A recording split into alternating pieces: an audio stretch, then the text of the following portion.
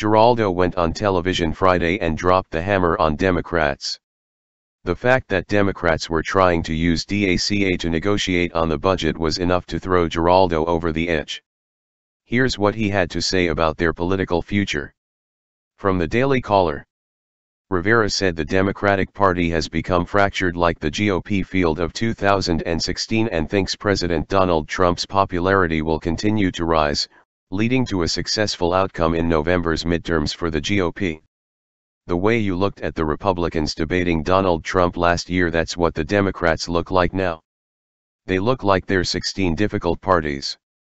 Far left, moderate, someplace in the middle. I just think that there is no Democratic Party right now, Rivera said. They've got to get their act together. Everyone's talking about the big wave that's going to sweep the Republicans out of the House in the midterms.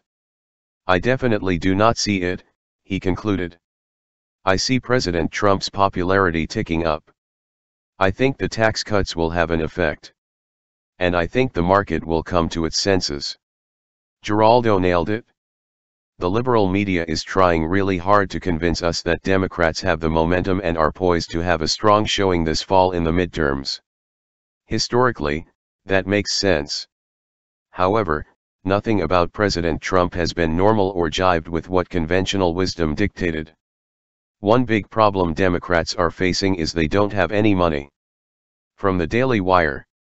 The Democratic National Committee tried to get this news under the radar, releasing it during President Trump's State of the Union speech, but here it is, the Democratic National Committee is nearly broke. Look at the figures.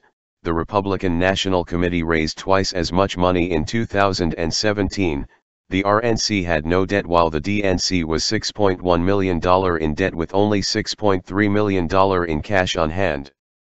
As Ed Morrissey of Hot Air points out, this report indicates a huge problem, because if the DNC is failing, the Democrats need a get out the vote campaign, but if they leave that to the individual campaigns, that could be troublesome because they don't have the resources of the DNC, which can implement its own data crunching.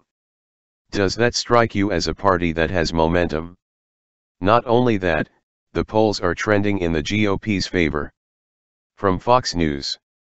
An average of credible public polls at the beginning of January showed Democrats 14.4 points ahead on the generic ballot, a reliable reflection of the electorate's general preference for Republican or Democratic control of the House. With an advantage like that on Election Day, Democrats could easily get double the 24 seats they need to retake the House majority. Even more dangerous for Republicans, a Senate takeover was also starting to hove into view, thanks, in part to Roy Moore. It was no surprise that retirements were coming quicker than popcorn in a hot pan. But how about now? Today, the Democratic advantage in the generic ballot is almost half of what it was a month ago, down to 7.6 points. Over the same period, Trump improved his marks by about 5 points, and is back over the 40% job approval threshold for the first time in a long time.